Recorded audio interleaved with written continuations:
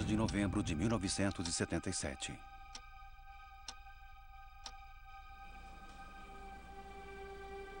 Dois dias após a fecundação, o óvulo de Leslie está pronto para ser implantado no útero. Edwards coloca o óvulo fecundado em uma cânula.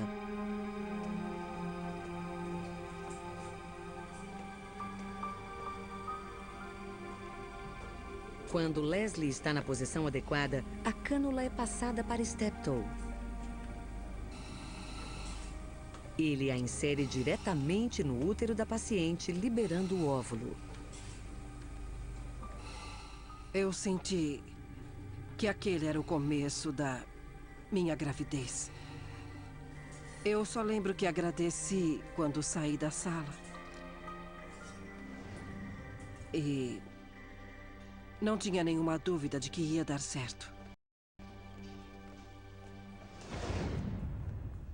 No entanto, Steptoe e Edwards têm suas dúvidas. Eles ainda se recordam constantemente da gravidez ectópica que tiveram que interromper. Por isso, passam instruções rígidas para que Leslie consiga manter seu frágil óvulo vivo. Ela não podia sair da cama. Precisava repousar. O que ela não fez. A primeira coisa que fez foi ir ao banheiro. Então, ficamos bem preocupados se realmente ia dar certo. Leslie deixa o hospital alguns dias depois e volta para sua casa em Bristol.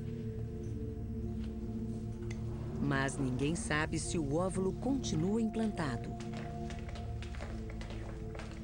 As semanas seguintes são cruciais para descobrir se Leslie dará à luz o primeiro bebê de proveta.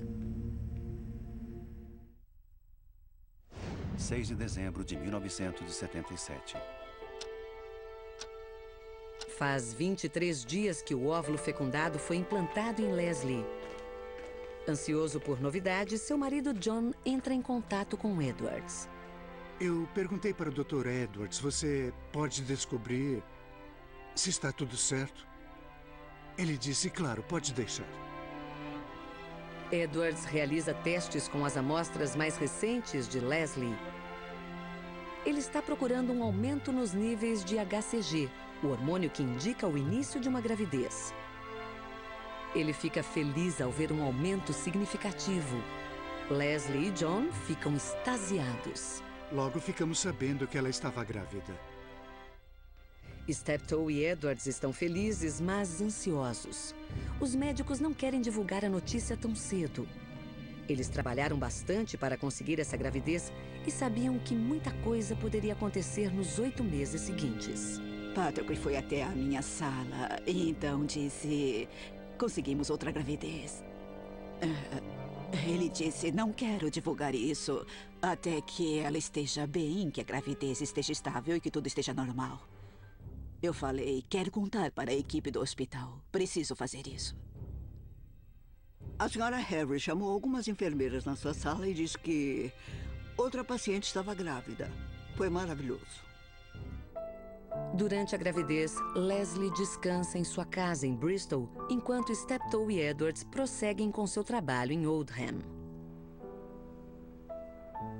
A situação está longe de ser ideal.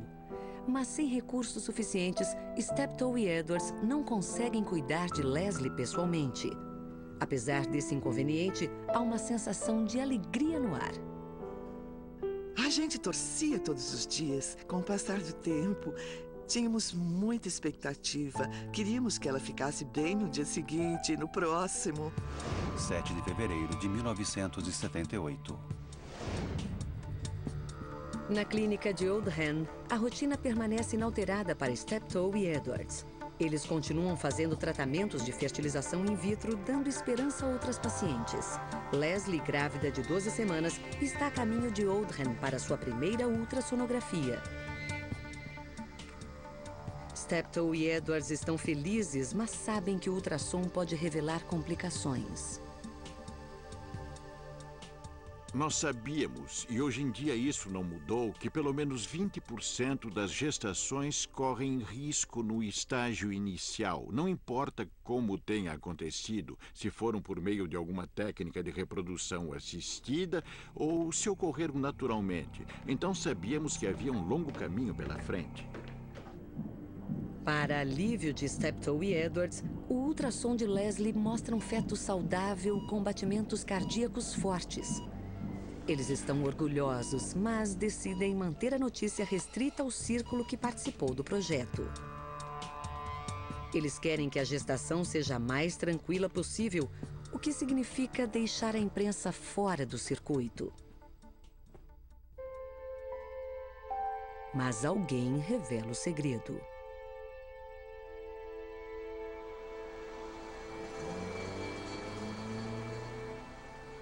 Vazou para a imprensa. De alguma forma, não sabemos como. Todos nós ficamos sob pressão. Jornalistas de todas as partes do mundo se dirigem a Oldham e tentam qualquer coisa para conseguir uma matéria.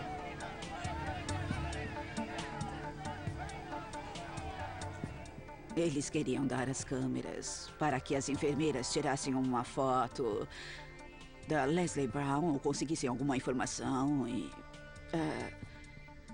recebiam oferta de qualquer coisa, dinheiro, presentes.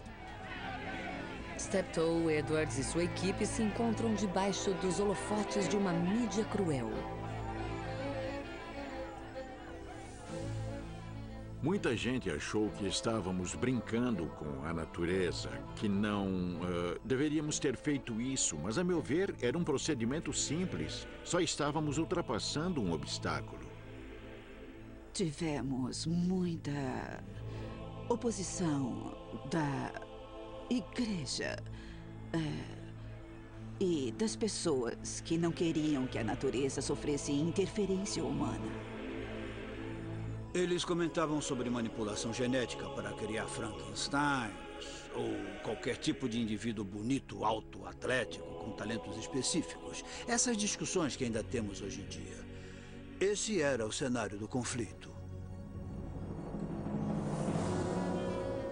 Meu pai gostava de atacar os críticos religiosos, assim como outros críticos. A sua preocupação principal sempre foi com as mulheres e com as famílias envolvidas, porque ele conviveu a carreira inteira com as tristes consequências e decepções da infertilidade.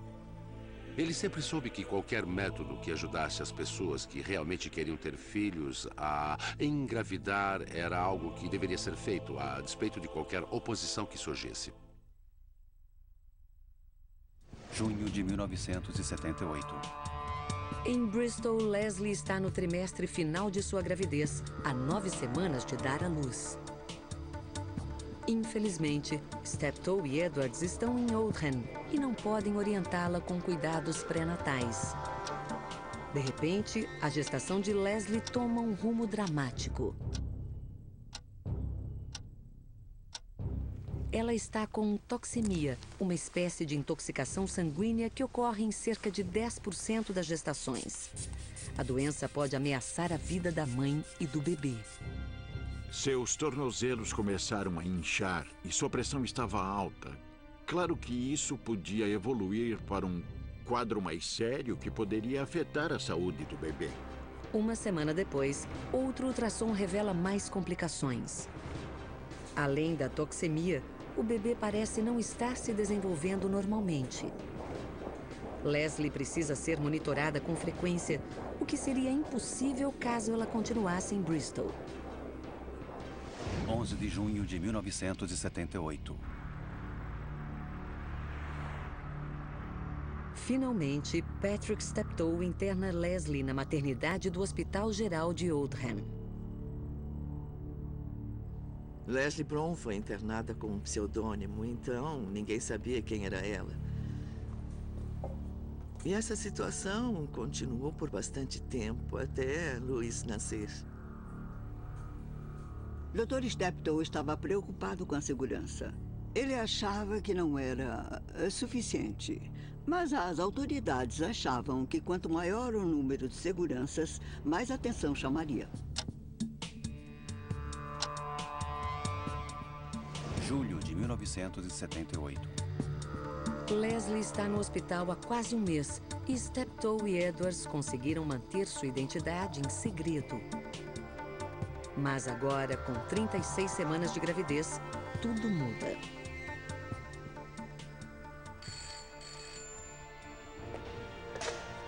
Alô, Bloco D? Em uma clara tentativa de expor a identidade de Leslie, a maternidade recebe um aviso de ameaça de bomba. Achamos que o episódio da bomba foi um ato de algum louco. Vidas foram colocadas em risco, vidas de bebês, vidas de mães em perigo. Foi assustador, sim, não só pela Leslie, mas pelas outras mulheres grávidas que estavam lá. Olha, as coisas que a imprensa chegou a fazer para tentar uma foto da Leslie foi horrível. O falso atentado falha, mas as invasões continuam. Paparazzis vestidos de faxineiros do hospital percorrem os corredores, desesperados para fotografar Leslie. Com licença, o senhor está autorizado a limpar aqui? Bom, eu tô limpando o chão. Eu posso ver o seu crachá, por favor? Eu deixei no vestiário. Vou falar com o diretor sobre isso.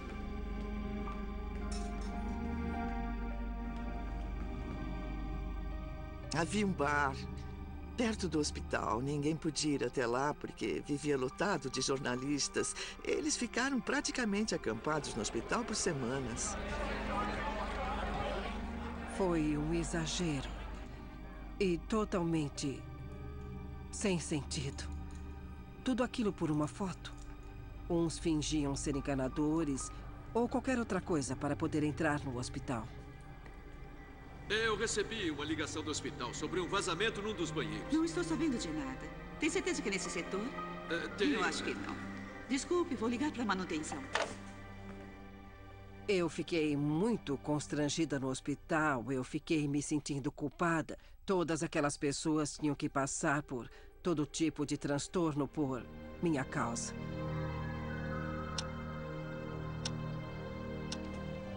No último mês de gravidez de Leslie, Steptoe e Edwards são perseguidos constantemente.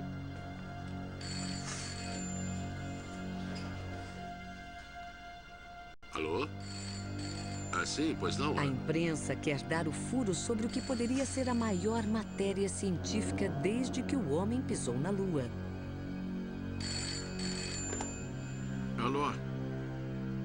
São vocês de novo. Olha, eu já disse, eu não vou falar nada.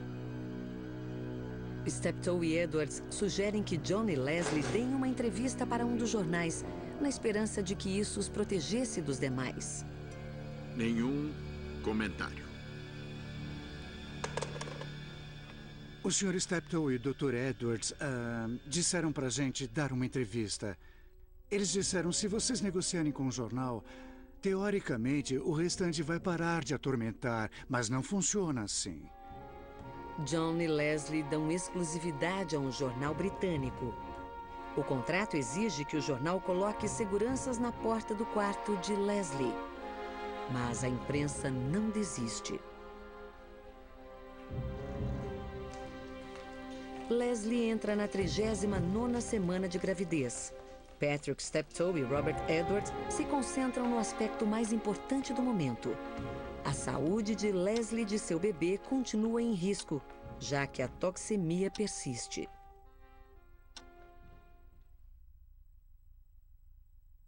25 de julho de 1978. É o 5º dia da 39ª semana de gravidez de Leslie. O mundo todo aguarda o nascimento de seu filho, o primeiro bebê de proveta. A equipe médica responsável pela Sra. Brown está satisfeita com seu progresso. Pelo que vemos, eles estão fazendo os preparativos para trazer o primeiro bebê de proveta do mundo. Mas Steptoe e Edwards ainda estão preocupados com a toxemia de Leslie e com o crescimento do bebê. Por isso, Steptoe decide realizar o parto da criança por meio de uma cesariana o mais rápido possível. Ele estava preocupado com a pressão alta da Leslie e achou que realmente não podia esperar mais. Pouco antes do nascimento, Steptoe realiza 2 exames. O primeiro para analisar os fluidos que circundam o feto, o segundo para medir o tamanho da cabeça do bebê. Ambos informariam se seria seguro realizar o parto. Todos os testes e exames que fizemos durante a gravidez tinham o objetivo de tentar descobrir se o feto estava normal, se o desenvolvimento da gravidez estava normal. Mas é claro que nunca sabemos realmente se está tudo bem até o bebê nascer. E isso era uma grande preocupação. Às 4h45 da tarde, Steptoe recebe os resultados dos exames. Steptoe. Ah, ótimo. Muito obrigado mesmo. A cabeça do bebê tem o tamanho da de um feto de 38 semanas. É seguro fazer uma cesariana. Mas a pressão arterial de Leslie está cada vez mais alta e Steptoe tem pouco tempo a perder. Para manter o nascimento em segredo, Steptoe consegue enganar a imprensa. É claro que a imprensa estava acampada fora do hospital e... ele agiu certo quando chegou na maternidade naquele dia, numa Mercedes branca, o que certamente chamou a atenção da imprensa. Ele chegou mais ou menos às 5 da tarde. Após visitar a maternidade, Patrick Steptoe dribla a imprensa indo para casa. Em apenas 5 horas, ele volta para realizar o parto do primeiro bebê de proveta do mundo. Para Steptoe, esse nascimento será o auge de sua carreira. Ele já deveria ter se aposentado, mas nada o impedirá de dar à luz esse bebê histórico.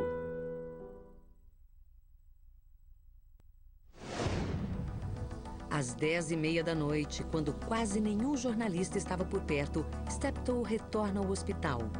Ele cumprimenta Edwards e o restante da equipe. O momento pelo qual todos trabalharam está prestes a se concretizar. Nós todos estávamos apreensivos, porque não sabíamos o que ia acontecer. E muita coisa estava em jogo.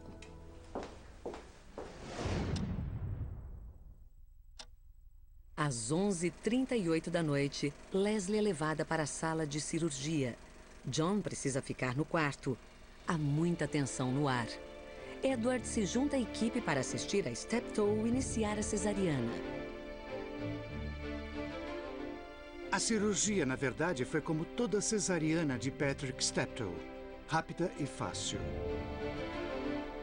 Ele fez a incisão no chamado segmento baixo, a parte mais baixa do útero, e posicionou sua mão direita embaixo da cabeça do bebê para tirá-lo da pelvis. E depois eu empurrei a parte de cima do útero para ajudar.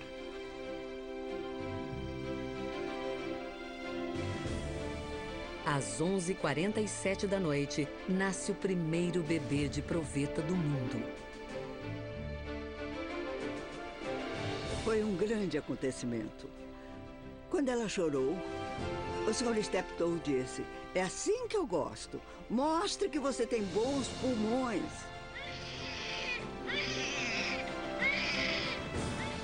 Foi um grande alívio e foi muito gratificante ver que ela era totalmente saudável.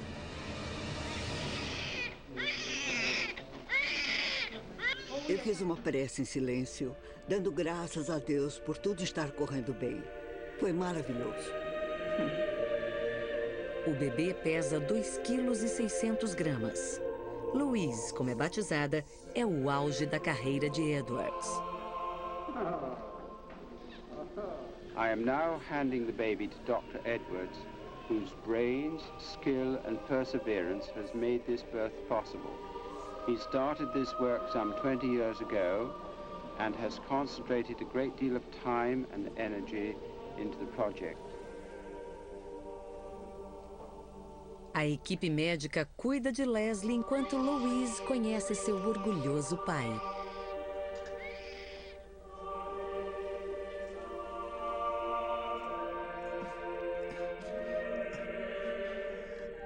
Sua filha. Eu a segurei no colo, olhei para ela e não sabia o que dizer. Ainda anestesiada, Leslie volta para o quarto. A equipe vitoriosa dá a notícia a familiares e amigos.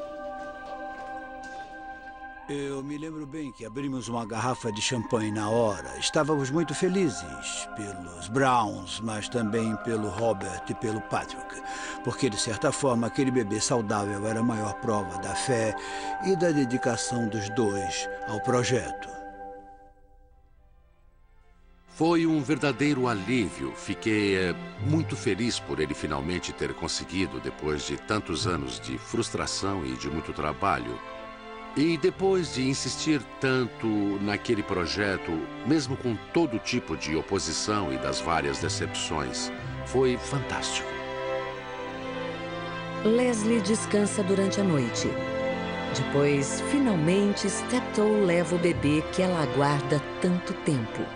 And I handed the baby to Leslie, who took it in her arms.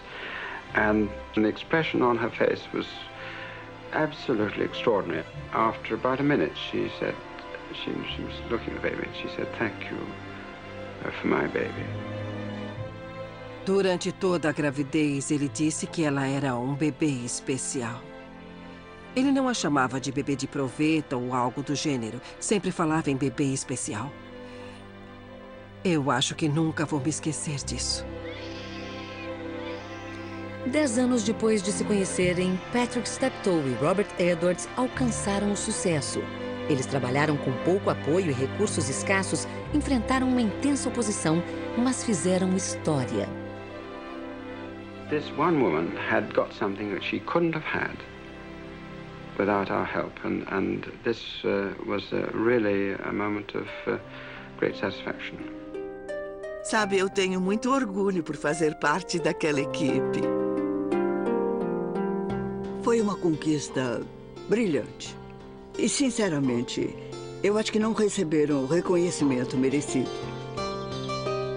Após o nascimento de Louise, Steptoe se aposentou do Hospital Oldham, mas não da carreira médica. Com Edwards, ele levou sua equipe a Cambridgeshire, onde abriram a Bourne Hall, a primeira clínica especializada em fertilização in vitro do mundo. Quando montamos a clínica, tínhamos mais de 2.000 pacientes na lista de espera.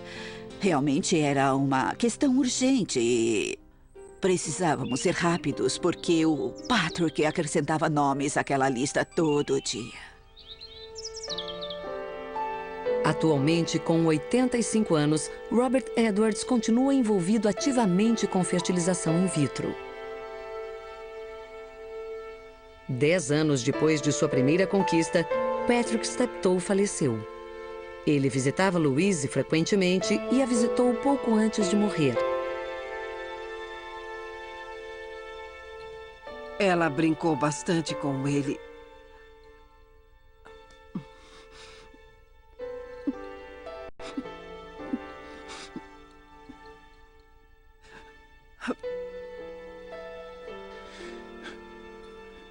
Foi a última vez que o vimos, não foi? É, foi. A morte de Steptoe foi um choque para seu parceiro de longa data. We've lost a very, very fine colleague, a man who's been by our side for 20 years, a man who's always stood out to be counted, who has developed methods, has supported others in their work, has defended the techniques, has watched the world of test tube babies spread all over the world. Without his efforts, none of this would have been possible. Mas o legado de Steptoe e Edwards permanece. Meu pai ficaria feliz e emocionado ao saber que o trabalho que ele realizou teve um impacto extraordinário no mundo todo. Hoje há milhares, se não milhões de casais com filhos, e isso não seria possível se o trabalho do meu pai não tivesse dado certo. Atualmente, mais de 3 milhões de bebês de proveta já nasceram em todo o mundo. O que antes era uma ideia revolucionária tornou-se um procedimento quase comum. Nós sofremos tantas críticas. E agora, a fertilização in vitro é o modelo. E isso, sem dúvida, é o melhor de tudo. Ela não é mais vista como uma coisa anormal. Essa técnica se tornou rotineira. Agora é um método padrão e é algo usado para uma grande variedade de razões. E não é um procedimento sem importância usado com poucas pessoas com problemas de infertilidade específicos. Ela realmente se tornou parte da medicina atual e do serviço de saúde, e acho que isso é muito importante e significativo para o futuro da medicina. Ainda assim, o trabalho pioneiro de Patrick Steptoe e Robert Edwards ainda causa controvérsia nos dias de hoje. A ciência continua debatendo o que significa manipular ou até mesmo criar vidas. E tudo isso começou há 30 anos, com o primeiro bebê de proveta. Versão brasileira, Vox Mundi. Questões éticas, leis, antropologia humana, sociologia, política familiar, feminismo, o que você pensar. Quase tudo sofreu mudanças com a conquista que eles alcançaram. É uma das descobertas mais difundidas da ciência e uma das mais impactantes do século passado. É incrível que ninguém tenha ganhado o Prêmio Nobel por isso. Só mostra como esse assunto ainda é polêmico.